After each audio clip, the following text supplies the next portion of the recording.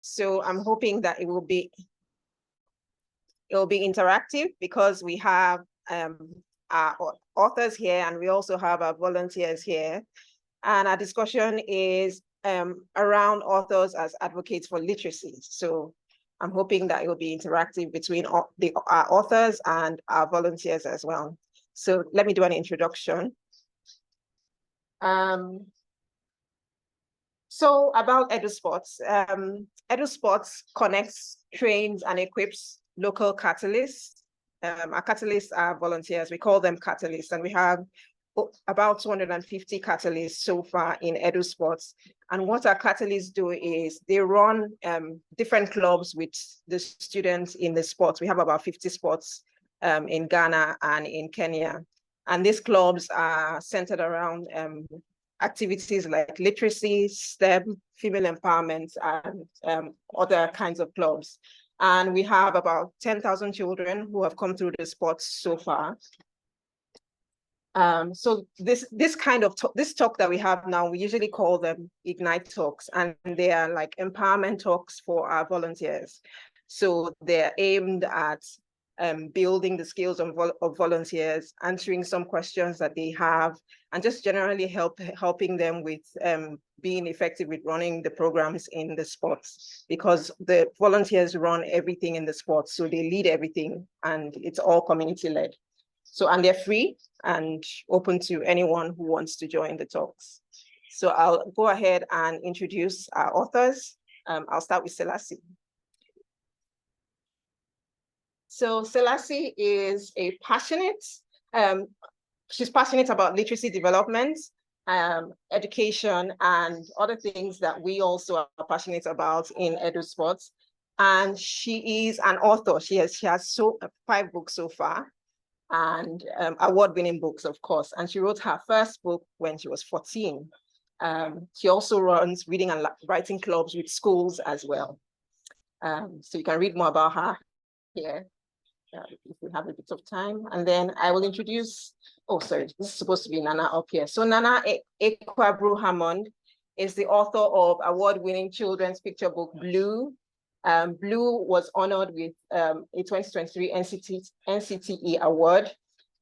She also has other books, Powder Necklace and Relations. And then she runs writing fellowships and aimed at encouraging writers to mentoring writers.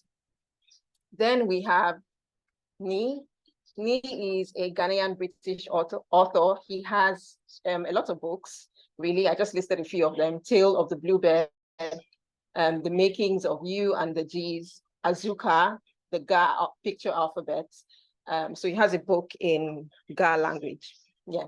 And he also has nonfiction work as well. And he has written for National Geographic, Financial Times, The Guardian, and Lonely Planet. And he serves on a lot of boards. And then our final author, Portia Dery. I hope I pronounced that right. She's a writer and a development worker from Ghana. And in 2013, she set up a social enterprise called African Youth Writers Organization.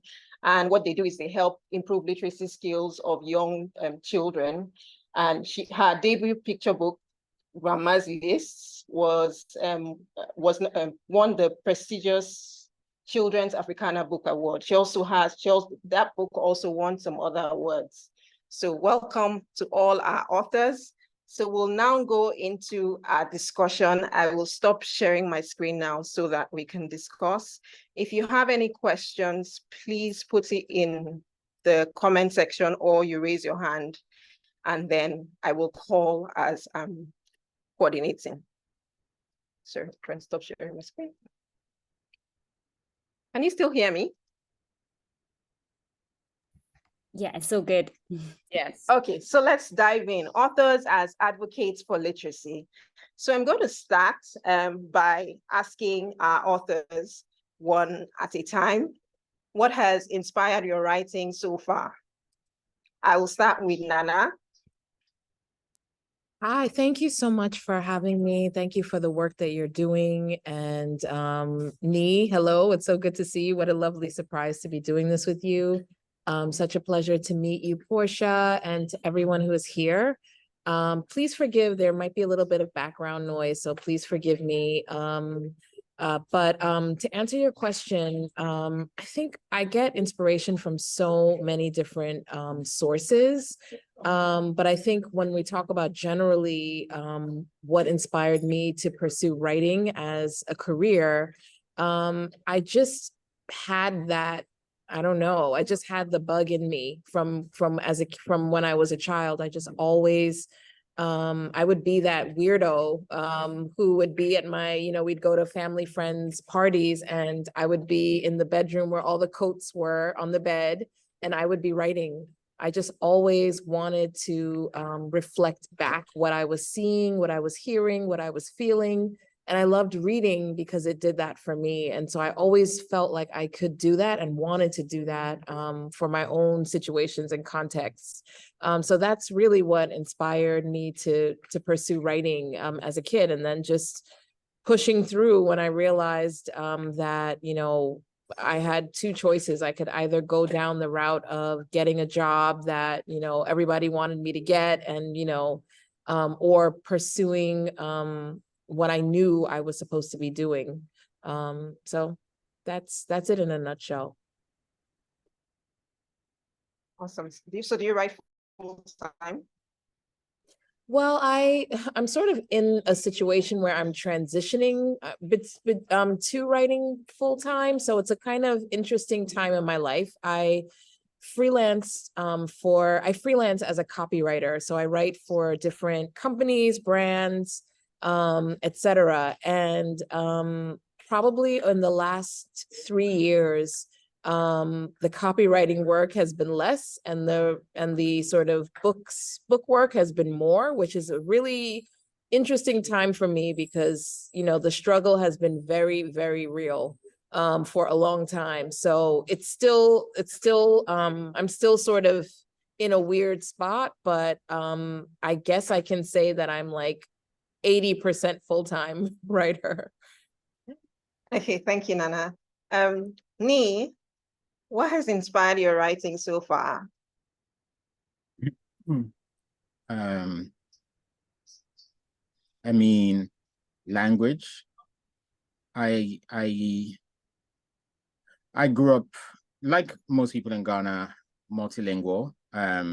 And so words have always had a kind of music for me and a way of being funny in a word in one language being funny in the other language and stuff like that. And I guess I like to write my observations down and share them, or at least I like to share my observations, and writing is one of the ways in which I do it. But writing is not the only way. I think I am a storyteller, and writing is one of the ways in which I tell stories. Yeah. Awesome. Thank you. Portia, can you tell us what has inspired your writing so far?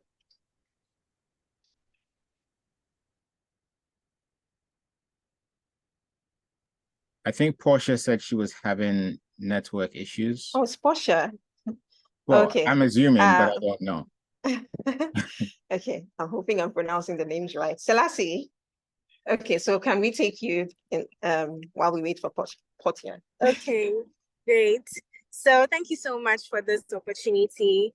Farida, so basically my inspiration actually came from, reading a lot of books. I quite remember when I was a child, my dad would always come home with a lot of books for me to read. And so I got lost in books like, The Babysitter's Club by R.M. Martin, the Anne of Green Gables. I would read all of those. I would read various novels by John Grisham. So the love for writing actually was born out of the love for reading. I was a voracious reader. So I think my experience, I could liken my experience to maybe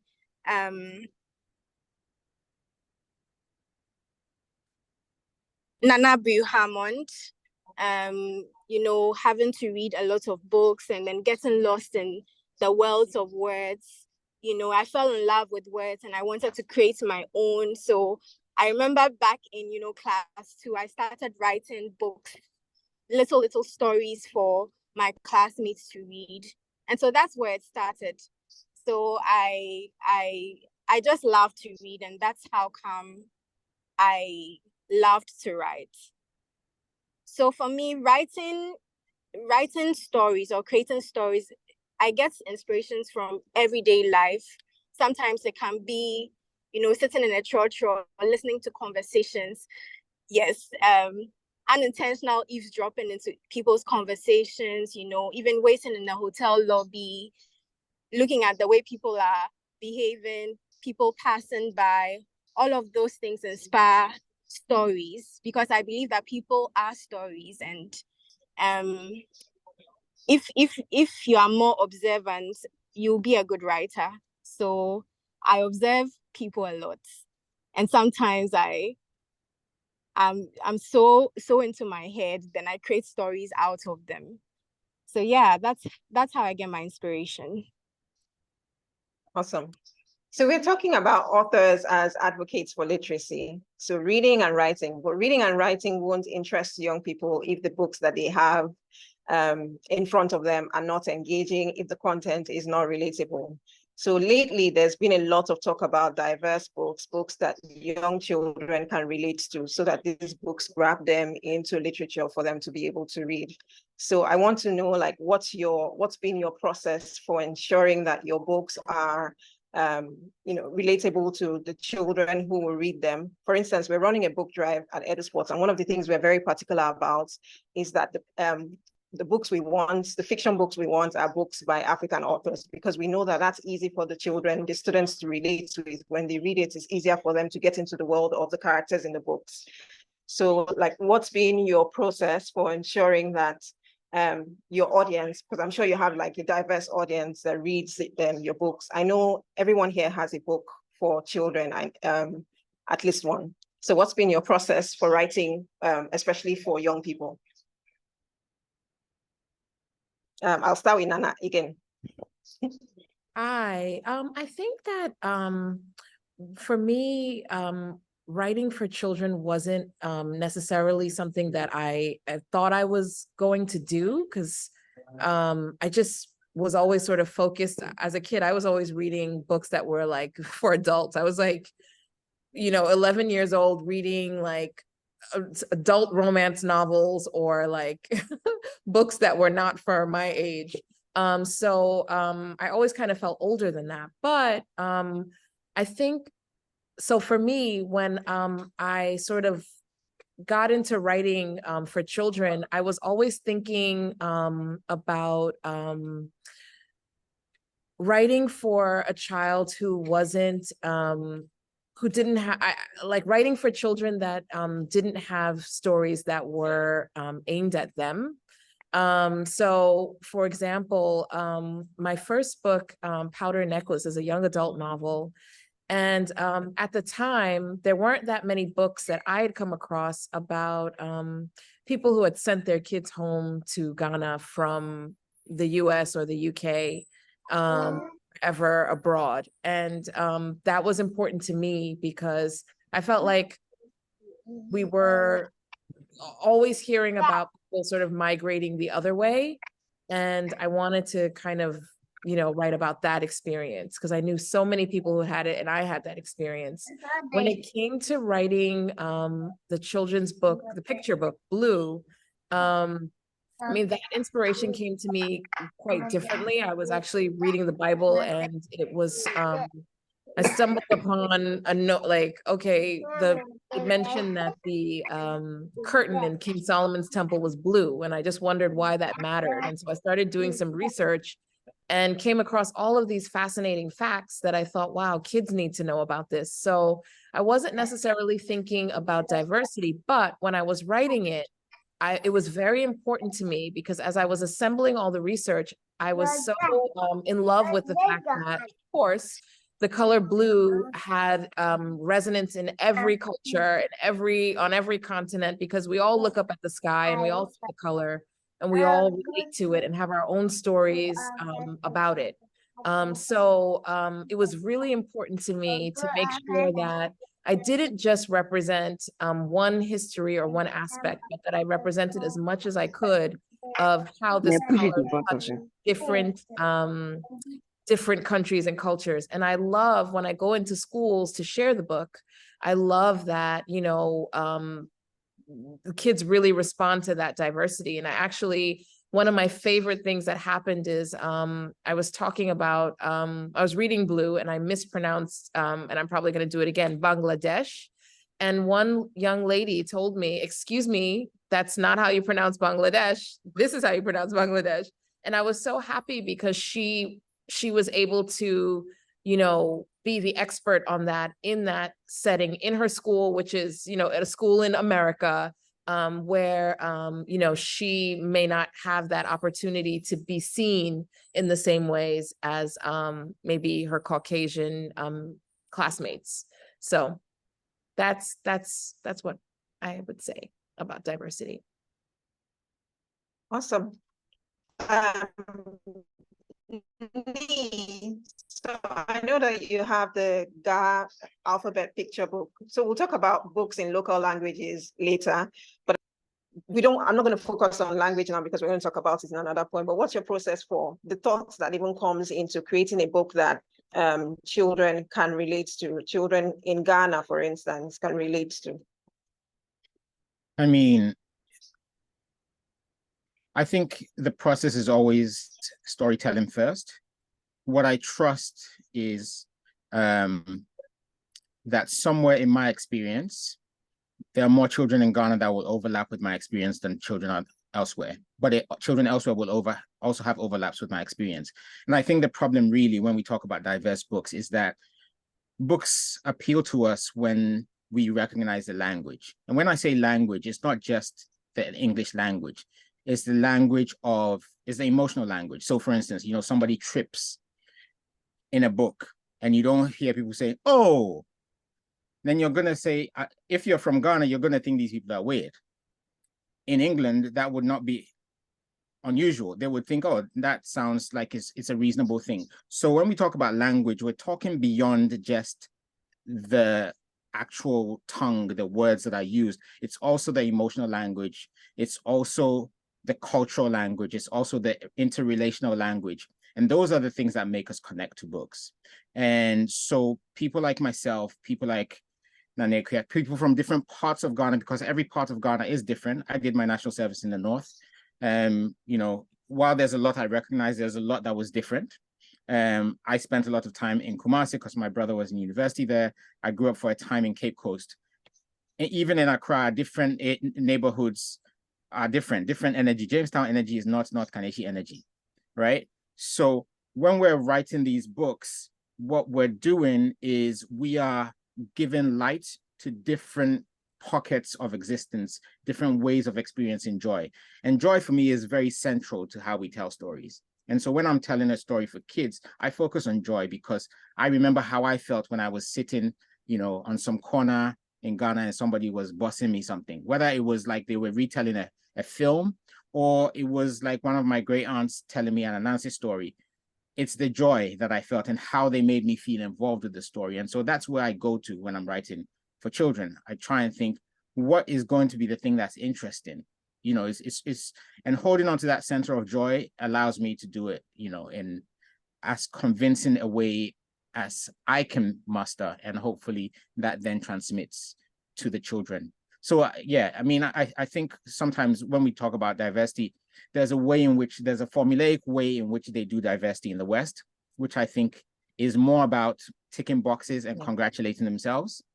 But I think the fullness of diversity is just all of us having the same chances to express ourselves and share our stories. Yeah, joy is very important for literature for young people. Selassie, Portia, please let us know when you are able to speak.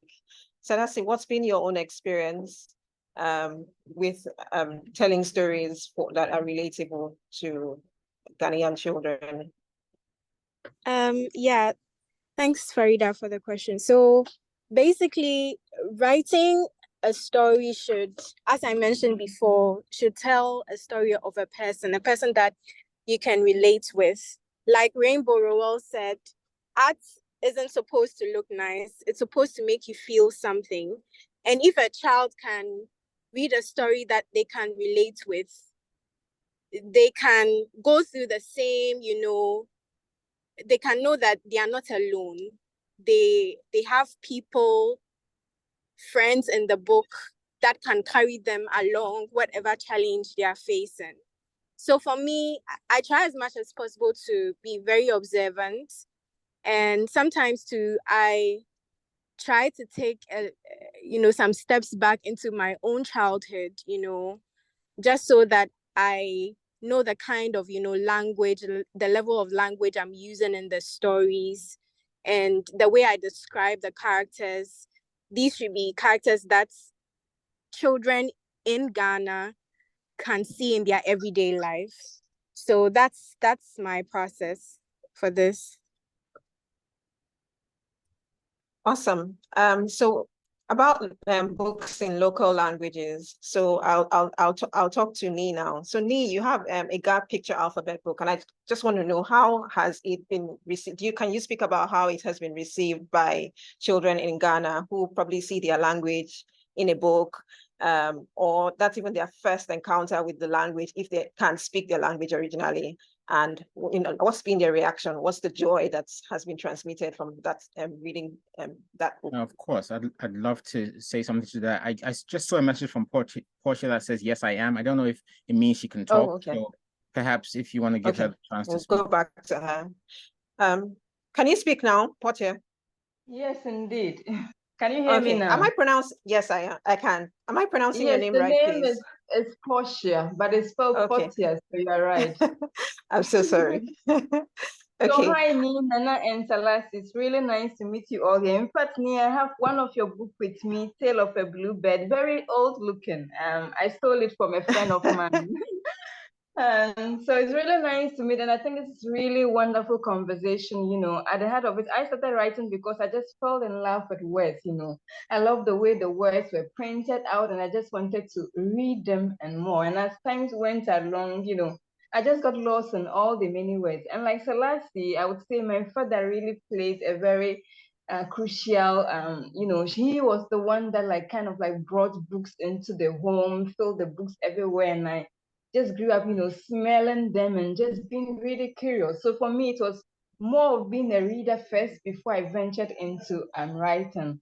And just, just seeing the way the words were played together, the arrangements and stuff like that, just really meant something to me as a child. And I guess maybe I just became a writer out of, wanting to write something of my own. I would say in terms of writing diverse books, I always believe that it's very important that we bring our experiences to bear, And as a child, reading all these books, I always wonder, how can we have something like ginger beer? How can ginger be beer, and, snow and all that with children with very long, silky hair and stuff like that. And I just had, Afro hair. And at a point in time, children really want to read about things that they identify with, like mangoes, sun, our local ice cream, the clothes we wear, stuff like that. And the children from even here.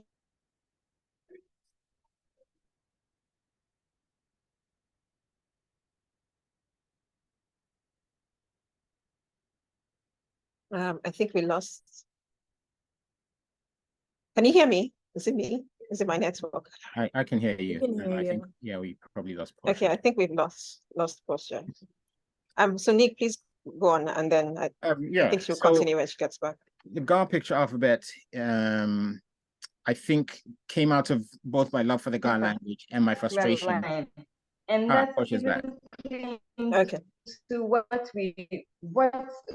really is beauty for us, especially in this context, Africa, is beauty. She's gone off. Okay, please go ahead, Nii. Yeah. So yeah, it came out of two things, my love for the language, also my frustration with the kind of resources that existed for teaching the language. What I found, because I used to do a lot of work in schools in the UK, also sometimes in the US, as well as in Ghana. And I would find that, there were resources for teaching all kinds of languages, several colonizer languages like French and Spanish. But the resources that existed for languages like Ga and Twi and Dagbani and Ewe that were produced by the Languages Institute in Ghana, they were very dry. The illustrations, if there were any, were these weird pencil illustrations, maybe on one page, and then it was all text. And I just remember watching kids looking through alphabet books and engaging with the illustrations as well as, so the language, talking about how language is not just words. There's a visual language that kids were engaging with as they read these books. And so I wanted to create something similar. And, also I had taught my kids Ga by having to write out the alphabet myself, and making a fool of myself, acting stuff out. And I figured, I don't want to perpetuate that. So I happened to meet an illustrator when I was traveling in Peru who did really interesting work, and we collaborated to create the book. The reception has been incredible. I have emails from all over the world, and people are saying, I had been waiting for this book. Some saying, I didn't know I needed this book. And I have adults who also use the book. And I think what's really great about the book is, in addition to the Ga, words that the alphabet follows, at the back, there's a glossary. And the glossary is also in Twi and in Ewe and Dagbani. So it's in other Ghanaian languages, as well as Spanish and French. Because growing up in Ghana, I'm aware there are several parents who speak different languages. There'll be a Ga parent and a Twi parent, Ga and Ewe and Dagbani. You will have those mixes. So I really wanted to do that. And interestingly, in creating that glossary, I went back to work with somebody I had taught when I did national service in the north of Ghana to do some of the translation for me. So it was also a journey of reconnection. What was really surprising for me, though, is that the book was also shortlisted for one of the major prizes in the UK for children's books. And that for me was very satisfying, but unexpected, because I figured that a book in Ga would be of no interest. But actually, because of the visual language, there's a, if you see the book, you see there's a kind of narrative that happens with the illustrations as well. And all of that, I suppose, made the book very relatable and able to cross borders, even where people did not speak the language. Awesome.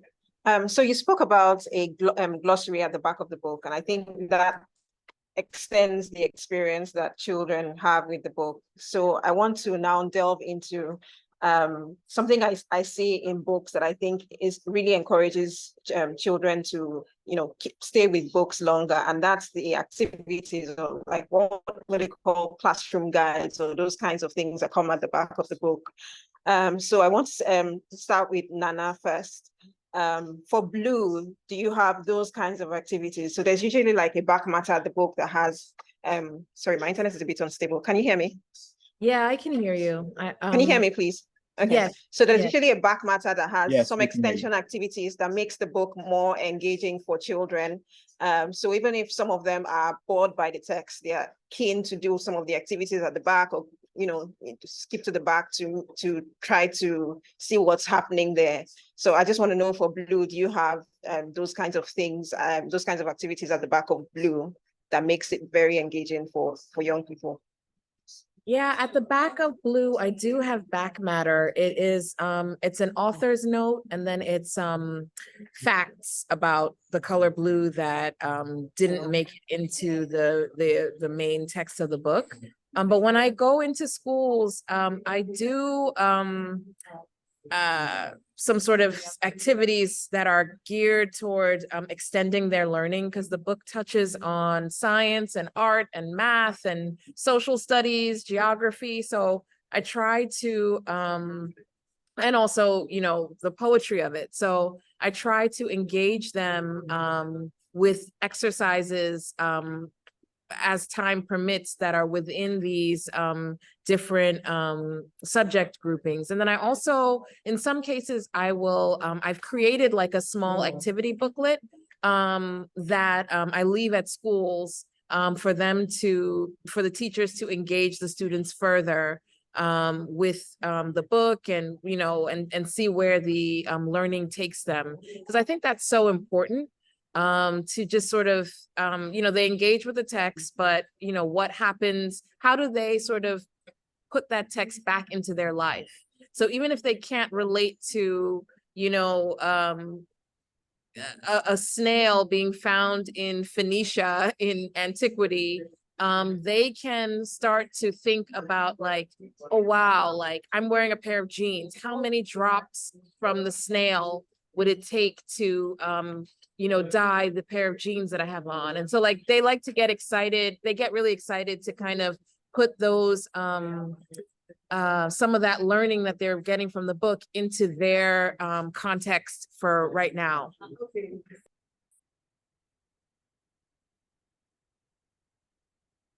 Okay, thank you, Nana. Selassie, do you get to use your book with students, and do they have like activities that they do that accompanies the book? Yes, of course. But for my book, I do not have back matter for my children's book, which is called Reach for the Sun. But I've had several activities with children in various schools. So I read with them. Sometimes I get invited for author visits. So I read with them, ask them questions, ask them to spell certain words, try and create crossword puzzles, anything to do with words, literally. So those are some of the activities I do with them. Okay. Portia, can you speak now? Portia, can you speak now? Yes, I can. So with mine, I also have when I go to schools, I have like Okay, lovely great. activities that we do with. Can you hear me? Yes. Yes. Yes, we can hear you. Yes, so when I go into schools, we have lovely activities. My book is Grandma's List, and then we try to like make the children, make their own list, come out with very nice, interesting lists that they would have, if they were Fatima, that's the main character, what would they have done and how would they have done things differently? So there's always, ways in which an author can be more innovative, even if the book initially, as the book came out, it doesn't have, these activities. As time goes on, you can always even let the children suggest and just have fun to make it more engaging. For especially those who don't just want to go through the text or read, and they want something more exciting to go along with the book itself. Awesome. Okay, so now let's talk about promoting literacy, in the sense that, so we can't talk about promoting literacy if we don't have environments that are literacy rich, and we need books to make environments literacy rich. And now, as we all know, books tend to be expensive, and in communities where we are present, you can imagine that the cost of books might discourage a lot of people from getting books. So I want to know, have we had like any collaborations where we work with maybe community libraries to make our books available to those libraries, or some kind of hack to make books more accessible in some of our communities in Ghana? I think I'll start with Nii now. So I work, as an editor and publisher as well. So I have tried to produce books in Ghana and also in Nigeria. The repeatability, of the quality of the print is challenging.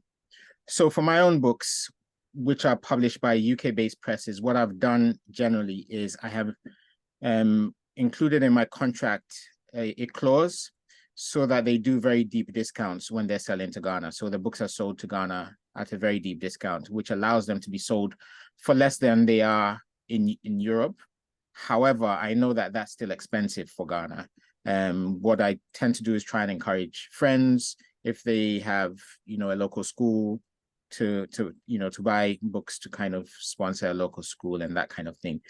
They're small things, but they make a difference. Tale of the Bluebird, for instance, was, you know, there's a bookshop in Accra called Citrus, and they took in a lot of copies. Also, My Tales from Africa, and they got them directly from Penguin at a very deep discount, and so they were able to sell them. I also know Ashesi University, for instance, bought a whole load that they gave to all their first year students in a particular year. I mean, so this was like 14 years ago, 13, 14 years ago. So it was a while ago. So there are little things that we can do. I've allowed certain schools to bootleg, you know, at least photocopy pages from books so that they can use them in class. It's just, you kind of do what you can to help without destroying the ecosystem that supports being a writer, which is not in itself easy. So yeah, those are the kinds of things that I do. I mean, obviously, I do sometimes readings that will be available for free online for people to listen to, because that's also part of the literacy journey. So it's a complex thing, and I think that there's more work for us to do on that level, but it's both infrastructure and also government. You know, there are ways in which the books that are selected to be part of the curriculum, because of the volumes that are ordered, the prices can go down and people can afford them, but that becomes a very political process in which, you know, Afua Hirsch, for instance, was on Instagram the other day reading from a book that is part of the curriculum in Ghana that was diminishing, you know, basically slavery and colonialism.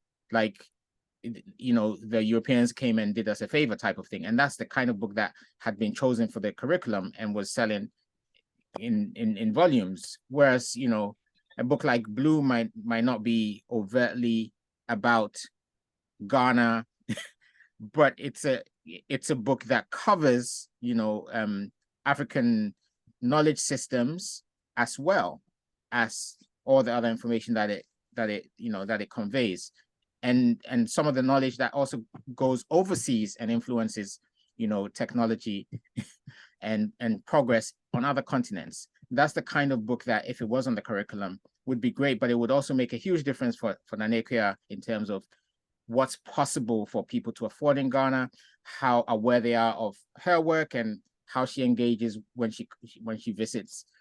So there, you know, there's a lot of things to be waded through to make sure that there is widespread distribution of appropriate and forward-thinking work within our school systems, and also the clubs and, you know, initiatives that are run, such as AG Sports. Thank you. Nana, what about you? And I think Nii said a lot of what needs to be said about this issue. It's an interesting conundrum, because on the one hand, you know, when you get a publishing contract that is, you know, in the US or the UK or somewhere else abroad, already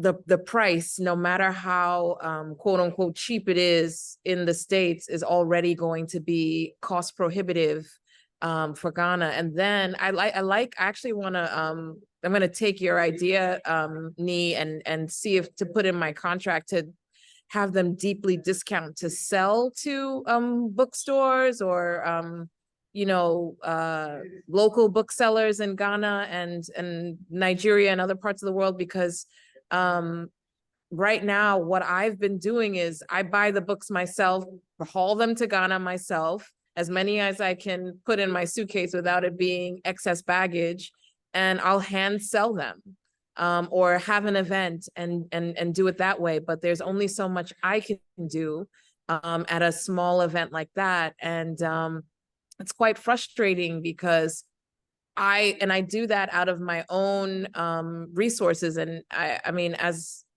many writers, as you might be aware, they don't pay us that much.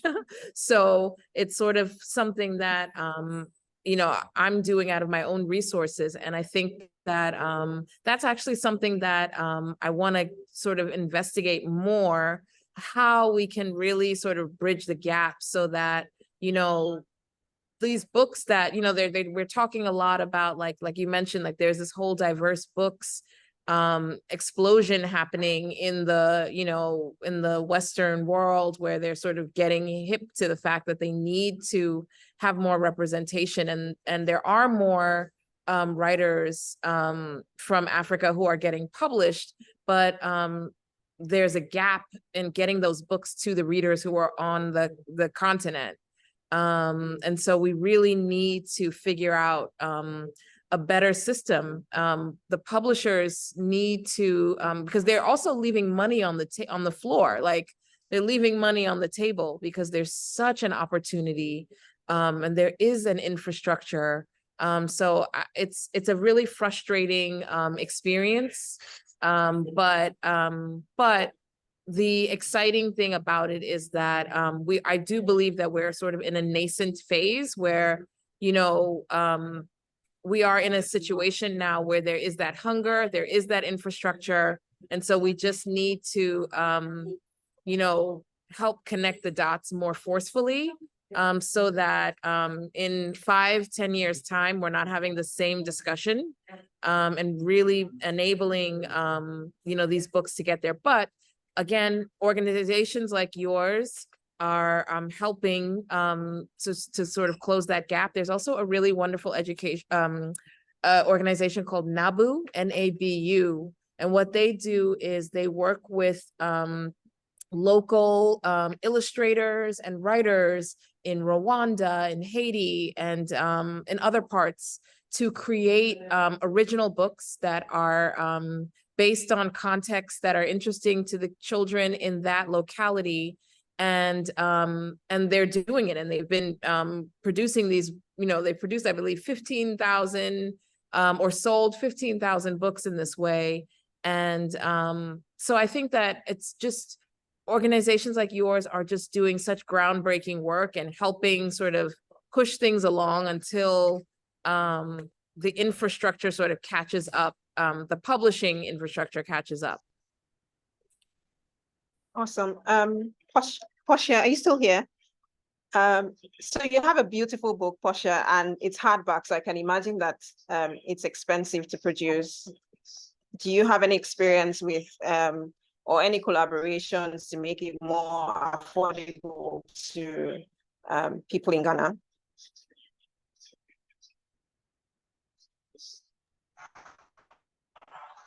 So hello.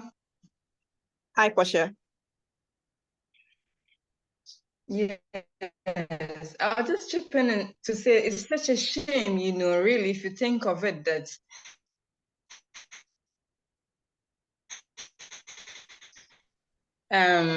the book industry in Africa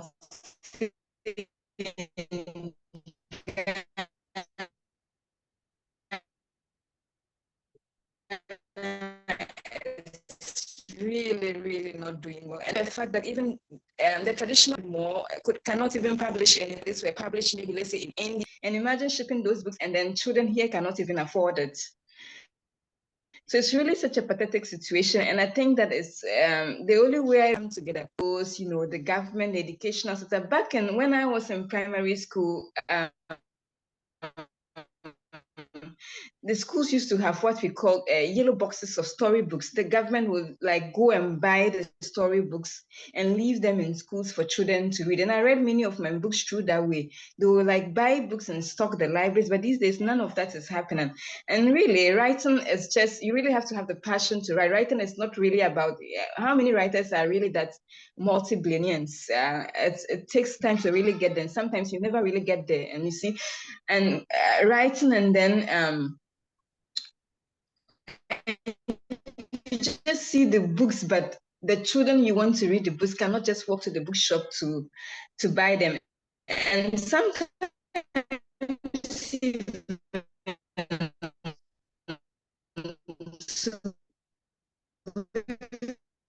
bring the books and Hi, stock Portia. in the bookshops almost impossible. So there's really a big challenge there.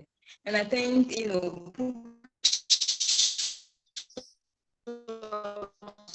writers and everyone is really. Can you hear me? Oh, can you hear Yeah, me? but it's not clear. Hello. We can hear you now. Is it better now? Yes. So I was just, I don't know whether you heard what I said previously, but I was saying that it's just a shame that the book industry in Ghana and Africa is not really doing that well. As a writer, I feel so sad that like I can't put my books everywhere, and even children who are really supposed from low resource communities cannot really walk to the bookshop and buy them. And previously, when I was in primary school, for instance, the government used to buy these yellow boxes full of books, and children would just during break time or library period time, they would go and then, pick these books to read. So it's really time that we really think, especially the Ghana Educational Service, we really have to it's like Nii said, the lack of political will. It's also an issue. And when we really know that there's been a shift from reading for pleasure to kind of like reading to pass exams. So I've gone to the library many times, and children even walk to the library with their textbooks, math textbooks, English textbooks. They are all good, but they are not really like reading because they want to enjoy the act of reading. They want to fall in love with reading. They just want to read because they want to get the grades and dump the books and move ahead. So that's an issue. And I saw Kati's question about whether children electronic books and stuff. Yeah. We are in a technology era, but personally for me, I really want to encourage children more to just pick up the book itself to read. Sometimes you see that children spend a lot of hours just in front of so many gadgets. I'm very traditional. I want to really just get the book itself to read. And through my organization, the African Youth Writers Organization, we try to kind of pick children from these low resource communities to kind of maybe let them fall in love with reading, read the book, write, and then, and see how it goes, whether they would grow up to be avid readers and maybe writers as well. Okay, so Kat asked, thank you, Portia. Kat asked an interesting question, and she said she's curious to know whether the panel thinks, what the panel thinks about young learners reading books on electronic tablets. Portia was just trying to respond to that versus physical books. How would you advise EduSports allocates budget between getting multiple tablets for sports to thousands of books by African authors versus buying physical copies of those books? So a tablet loaded with these books as compared to the physical copies of the books. I'll take that. That's an interesting question because I think from the perspective of the reader, well, I'll just say, first of all, I'm not a person, I don't think that there is, I don't think that it's necessarily a bad thing for kids to only be engaging with stories on tablets. I think, we're in a digital age. This is where things are going, and it helps with their own digital literacy, which they're going to need to have not only for literature, but in just other aspects of their lives. So I don't think that that's a negative per se, but I think what's sort of tricky about this question is, from this perspective of the reader, any of us who has like a reading tablet, an e-reader, we are able to carry multiple books with us. We are able, it's much more convenient. Often those books are cheaper. It's space saving, and all of those things, right? So from the perspective of the reader, I think that it's a great innovation. What it's doing to our eyes and our health, that's something else. But talking about it strictly as assuming that it's all good, there's that.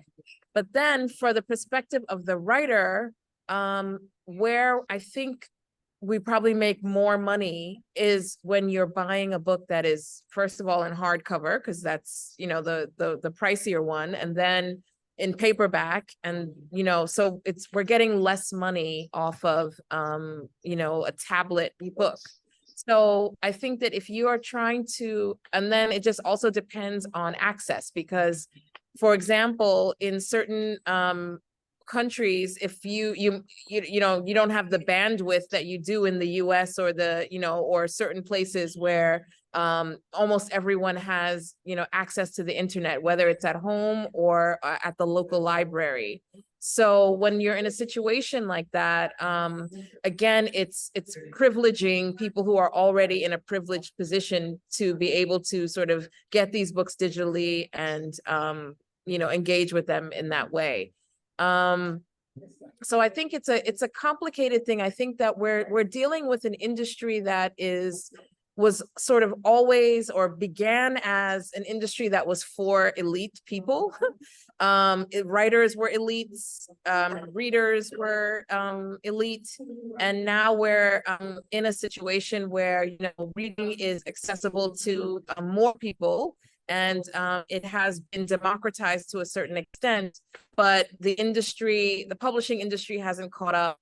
The companies and the industry itself doesn't have the incentive to really sort of change things so that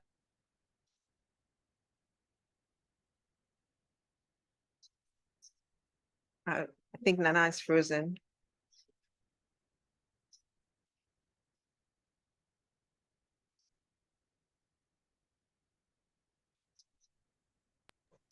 Well, that's technology for you. Yeah, I wanted to say that's technology. Yeah. This ebook versus physical book, I don't think of it as a versus thing. I think that we still have storytelling. The appearance of the calculator didn't stop us from adding stuff up on our hands. The appearance of the computer and the typewriter didn't stop us from writing by hand. The television didn't stop us from going to plays. So I don't think of it as a versus. I think that I'm assuming that these tablets are probably preloaded so that you don't have to be downloading the books for people to read.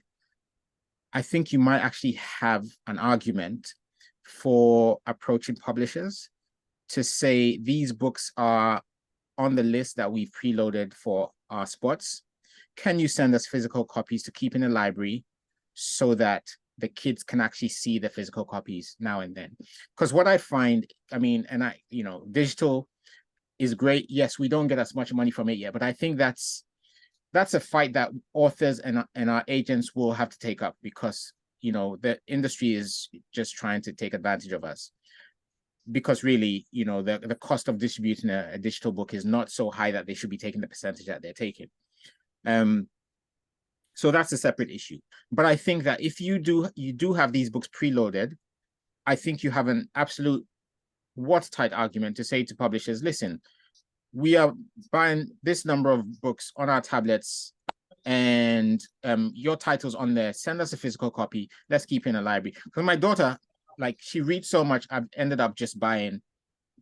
Actually, all of my kids have a tablet now, because I could not keep up. I could not afford to buy them books, and also there's no longer any space in their mother's house or my house, combined, to carry those books.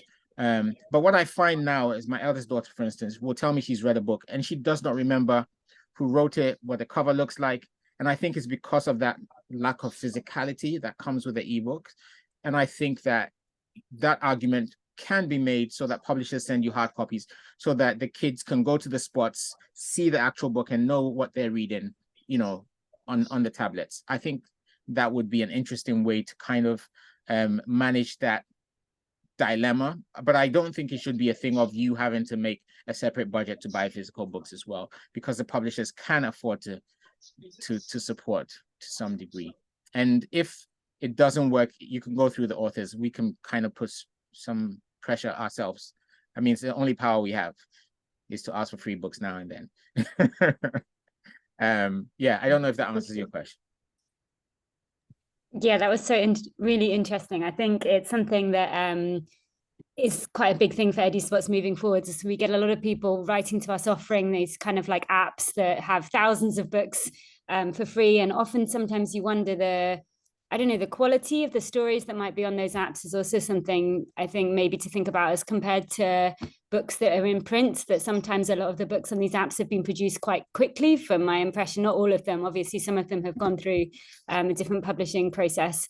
But yeah, love the advice you gave. And I think maybe Farida and I will come to you for some tips. But also we thought about simply like asking the communities what they thought and giving them an idea of what the budget per spot is, and actually getting them, because our whole model is very community led with all our grants kind of works this way, and getting them to decide, look, you've got £1,000 between tablets and books. How do you want it to be spent? But obviously it'd be good to have people who can inform them on the different possibilities. Yeah, so thank you. That's really and there's a huge market in books that go through charity shops that have been donated and stuff like that. I think there's actually, I can't remember, there's an organization in England that donates books. And they take like the publishers over, you know, the stuff that they would pulp otherwise because they printed too many, they got over enthusiastic. Yeah, I think it's Book Book-Aid. They support us. Who does? Book-Aid International. Yeah, Book-Aid is one of them, yes. We actually used to ship quite large numbers of books from the UK, but we've taken quite an active stance to stop that and spend the equivalent money investing in books by African authors, which I hope is good news to people on this call, because we just felt that that it was more. I think that I don't know, because I remember they approached me at some point and they were trying to sort their books so that they had more books by African authors that they were shipping to Africa. But I don't know how far they went with that. Cool. Farida, back to you, otherwise I'll go. Okay. So the time has gone. So I want to go back to Portia and Selassie, especially because I know you both run like literacy reading and writing clubs with schools, and I know that that's one way that authors can advocate for literacy. So Selassie, what's been your experience with running such clubs for children? We also do something similar, like we have literacy clubs in EduSpots. So like, what's your own experience? Maybe we can learn one or two things from your advocacy work in that area. Okay, so basically usually I approach the schools and tell them about myself. Sometimes is different in other cases. Some schools reach out to me to come in. Maybe they are having a literacy day, or they are having an author visit.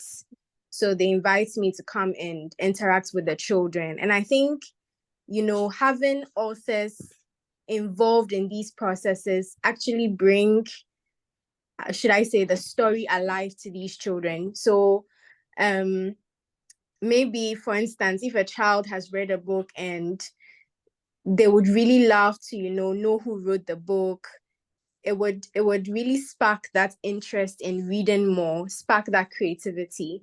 So I think for me, the experience has been interesting.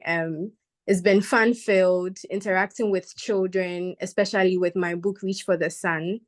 I go through various sessions with them. We even have spelling bees. So I pick out words from the book for them to spell. I also give them puzzles. I ask them comprehensive questions. So why did Kofi do this? Just so that I can understand if they really understood the story.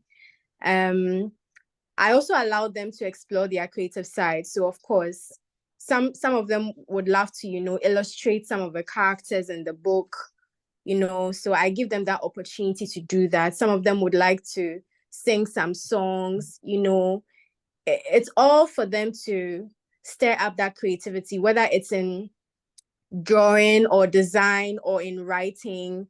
I give them the opportunity to do so. So it's not just story-based, but it's for them to explore anything in the arts. And I think opening that to them gives them the opportunity to explore that side of themselves.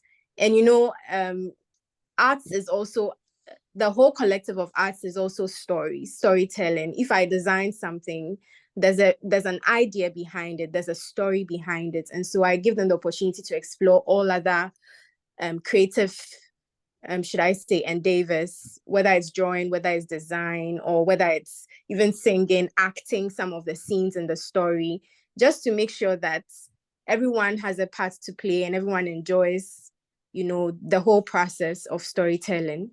So I think it's been interesting. I've also worked with other organizations. So some organizations reach out to me to, have sessions with some of the children they deal with. And I'm always happy to do that. It's just that because now I have, I've relocated.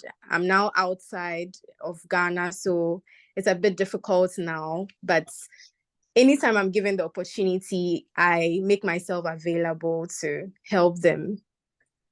So yeah, that has been my experience. And yes, of course, you have little children. Sometimes I have little children come up to me and say, oh, they have stories they've written some stories, and it's it's really nice to, listen to them, tell me their stories, show me their books.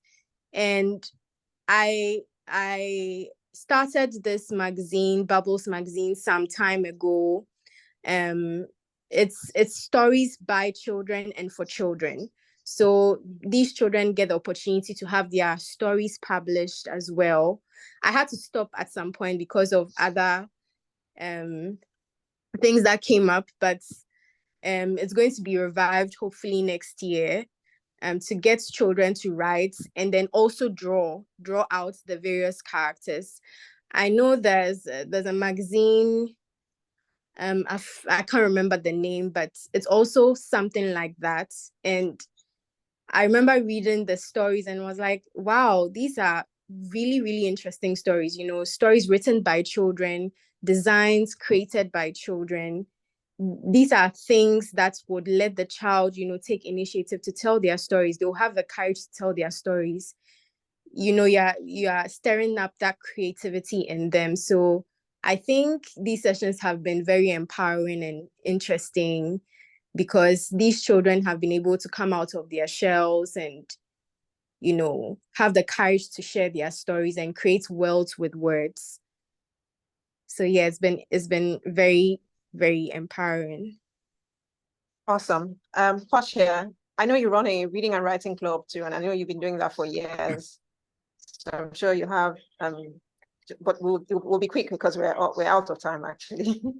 Yeah, thank you. I do run a literacy program called the Funky Read Write Clinic. As the name suggests, we wanted to kind of like make reading and writing a fun activity for children to do.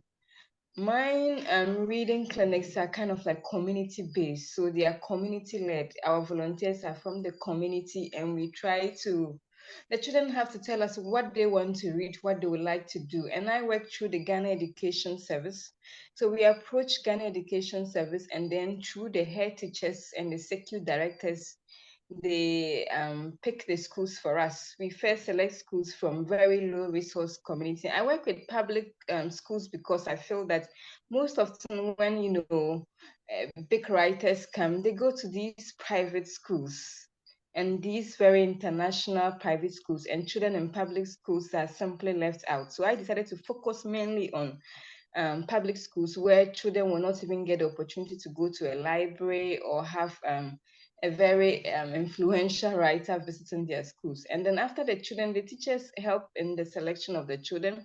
We select children based on various criteria, low reading skills and stuff like that. And then because of inadequate resources, we can only handle 30 children per a year, the year cycle.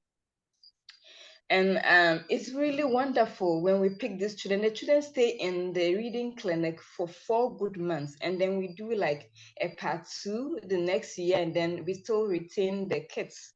And it's so amazing that when they come in first, children from low resource communities, it's not just the poor reading skills. There are many issues, their schools are under-resourced. They come from homes that need a lot of help. So it's a combination of these So it's really important for me as our reading clinics, we try to kind of like form a bond, a strong bond, and we involve parents of the children. So we have, before we start, we have parents workshops, we have teachers workshops, we have community volunteers workshops, just to ensure that once the children come and even pick out the reading skills, they go back home, the home is very conducive for them to be. So we have parents come, and we allow, what we are trying to also do is that we notice that children are very comfortable when they speak their native language. So we try to kind of like, I remember we bought books from Nana. Thank you so much, Nana.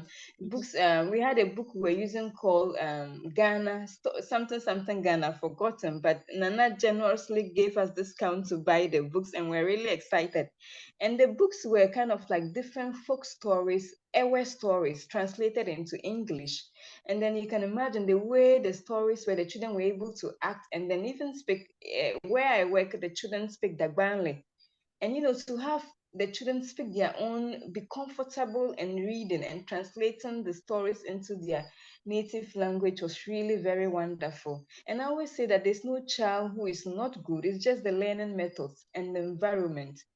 And it's really been such a privilege working with these children and then just seeing their transformation. I'll say that as I speak to you now, we have our first batch. We have one lovely he's now a young man who is studying agriculture engineering in school on a full scholarship. And that's the beauty of it, to have, I always want literacy activities to be, first of all, sustainable, community-based, something that at the end of the day, we can say, oh, this is what the children were able to gain from it. And more important, for the children to feel that they are coming to a point or a place where they are just free to be children for just even that 1 hour or 2 hours, I would say. So yeah, it is possible to make children, really enjoy a really moment of, just reading for pleasure and creative writing and stuff like that, and just being excited about, learning as well. So the basic thing, important thing for me is I want children to enjoy the learning process, and that is key for me. The book is Once Upon a Time in Ghana. Nana just exactly. that Sorry, in. Once Upon a Time, and it's really lovely. And it's a book that has like more than 5 or 6 stories inside, and the children really were very excited. And they acted it out, and it was really nice. And they translated the stories into their native language, Dagbanli, and they drew, and then they did so many wonderful stuff. So it's a very I would say an important way of, bringing children involved in the process, not just reading to them, but letting them choose the stories they want to read, how they want to read, and where perhaps they want to read the stories. Yes. Okay. So 1 hour flew by so fast. I was going to talk about advocating on platforms like social media by, for instance, sharing our work as EduSports. But we don't have much time. So I'll just round up by making a few announcements. Thank you so much to all the authors who have joined. We recorded this session, and the recording will be shared with you if you want it to be shared with you. It's been a really interesting conversation, and I think it will continue afterwards. So I'll just make a few announcements. Please hang on. So we have, I spoke about the book drive that we're running, which actually launched today. So when I talk about advocacy on social media, this is an example, sharing it on social media, for instance. So this drive is going to run up till the end of September. So we encourage that please share when you see our flyers and share with your network. We're trying to collect 10,000 books for 10,000 learners in our sports all over Ghana. And we think that's possible. It's a tall order, but it's doable. So please support our book drive. Thank you so much. This has been fun. It's been a pleasure to meet all of you. Thank you for honoring our invitation. Kat, do you want to, any last words? No, I think just want to say a huge thank you to you, Farida, for fantastically organizing this session and bringing everyone together on this day. And thanks so much for everyone else for joining. Thank you. Have a good evening. Sorry, I went 14 minutes over time. All right, thank you. Have a good evening, everybody. Thank you very much. Pleasure. Thank you for all you do.